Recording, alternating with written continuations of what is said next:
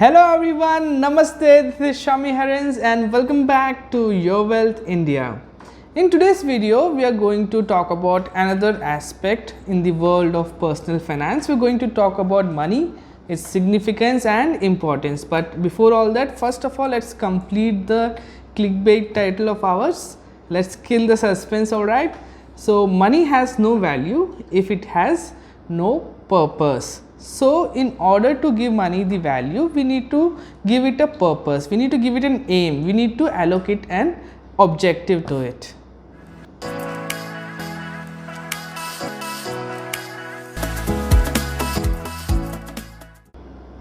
If I ask you one thing, what is the cost of the house that you live in? Well, the answer would naturally be a number in rupees, right? Similar would be the case when I ask you about the other assets that you own or that you are using at the moment. And not only the tangible assets, let's talk about the non-tangible assets as well.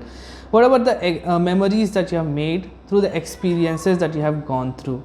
For example, the international trip to Europe that you have been or you are planning to go with your family, friends or even solo. What about the movies that you watched in the theaters? What about that Japanese restaurant sushi that you had? Well, all these things, in order to acquire all these things, you need money. So, I think it is safe to assume that money is very important in order to acquire things that hold great utility value to you. I think at this point of time, it is important to understand what does utility value mean. Utility value is basically a value assigned to a particular item or activity based on the importance that you allocate to them. It is kind of related to the amount of satisfaction that you get from that particular item or activity. Now, let us take an example to understand this. Let us assume that you love ice creams. Well, everybody loves ice creams. So, it's a hot day, you are outside and now you want to eat ice cream, and your favorite ice cream is like let's say softie, which costs about 50 rupees perhaps. So, you now go to this particular ice cream parlor and ask for a softie. Unfortunately, they don't have a softie there. Now, you look for other alternatives because you made up your mind that you want to have some ice cream. It's been hot outside and you want something to cool you down. So, the next best option that you find there is perhaps a sundae. But now the sundae costs 100 rupees, but that's fine, that's okay, it's still affordable for you. You have that sundae at 100 rupees. Now, if you look at the cost of sundae was almost like double the cost of the softie. But the satisfaction that you got from having the sundae probably might not be even half of what it would have been if you had consumed a softie.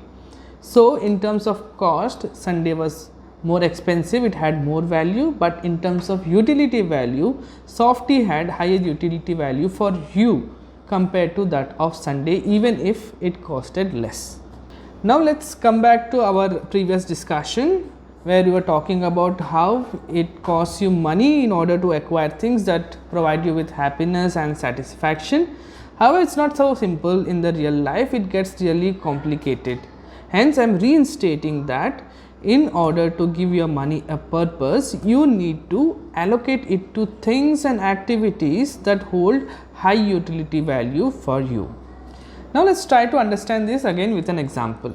Let us say you earn 50,000 rupees in a month, and let us say one of the things that gives you happiness and satisfaction is watching movie in a theater, and you love to watch movie every week. And let us say that the cost of this activity is like say 500 rupees per movie. So, if there are 4 weeks in a month, which means that in order to do this activity, you need to spend 2000 rupees in a month. So, out of the 50,000 rupees that you earned, 2000 rupees you are allocating them to watching movies, thus giving them a purpose. Now, let us say it's something that not as cheap as watching movie. For example, you want to have a car, and for that car, of course, probably you are going for a loan, but you need to pay some down payment as well. Let us say the down payment for it is 1 lakh, and for that 1 lakh, all you can do for now is probably save 10,000 from your income. So, you need to save 10,000 every month for 10 consecutive months in order to achieve those that fund for down payment of your car. So, in such cases, what you need to do is every month 10,000 from your income you need to allocate it to down payment of your car, thus giving it an objective. In my opinion, keeping money in your bank account is a very bad practice. In fact, keeping money equivalent to twice your monthly income in a bank account is almost a criminal activity, in my opinion, if you ask me. So what you need to do is either you spend them on the things, for example, the movie example I took. So if you have got 50,000 this month, you spend it on 2,000 on the movie and finish it off. Or else if it's something that you are saving for future, like the car example that we talked about, put that it's in a fund somewhere, probably mutual fund or something, short term investment or something, because if you keep in your bank account, it will take you 10 months to get to that down payment fund. However, if you invest it, probably you'll achieve it in 5 or 6 months. But just keeping in bank account is like just simply waste of money. You might have heard about this very famous phrase that nobody takes money to their grave. Well, it is definitely true. I won't counter that, but I would say it is only partially true. Let us take an example of someone like Dhirubhai Ambani. He earned a lot of money and definitely had a lot of vision on what he wanted to do with that money. So even when he left us, his money was utilized in his company and other various initiatives that he wanted to. Now look at it, so many people are getting benefited by it. Not only the employees of Reliance, but also the users like us, and most importantly the stakeholders of the company, they are all getting benefited by it. So if someone dies or leaves this world without allocating any purpose to the money that they have earned, it's simply waste of time and energy that they have put throughout their life in order to acquire that money. Also, it is a very well agreed fact that goal based financial planning is much more effective than the other kind of planning that you have. It kind of helps you in focusing your energy into achieving your goal in a more efficient manner. So what you need to do is list down all the things that you want in life and place a monetary value to it wherever it is applicable, and then make the plans accordingly. For example, let us say I want to buy lots and lots of cars. Let's say I want to own 10 different cars in my entire lifetime, and what I'll do is just I'll note down the names of the cars and values to it, and probably if I plan properly, I would be able to, I don't know, probably achieve like 4 or 5 of those cars in my lifetime. But if I don't plan, probably I'll just end up with 1 or 2 or probably even none.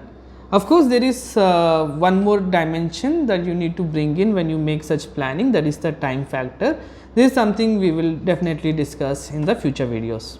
So the summary of this video is that you need to identify and understand what are the ambitions in your life based on the utility value that these things hold in for you, and then of course you can add more and more as the time goes by, add them in your goals list, and then you have to prioritize them as per the time period. And then you need to start spending money, or if it's a bigger goal, you need to start investing money in order to achieve those things. Keeping too much liquid money in your bank account is definitely a very bad idea, especially if you're keeping them in cash, and especially if you're not able to allocate money a purpose or value, and God forbid something wrong happens, all the energy, all the time you spend in life to acquire that money will go into the drain. So it is very important to allocate the money that you have a purpose. So guys, I hope you all liked today's video, the kind of things that we discussed in today's video, and I hope you guys are becoming more and more financially aware when you look at things from this different perspective, you look at things from these new lenses. And if you do, please do hit the like button of this video. In fact, I think please hit the like button anyways, and if you have any other ideas, please post those in the comment box, and please do subscribe to our channel to watch more such videos. So until next time, tata, bye bye and namaste.